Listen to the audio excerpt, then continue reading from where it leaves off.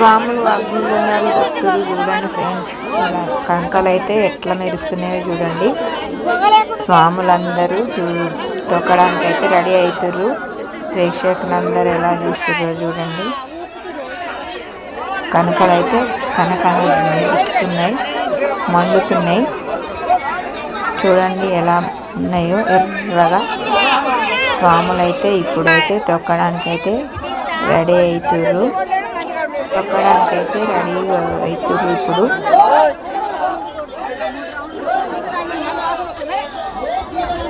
చూడండి,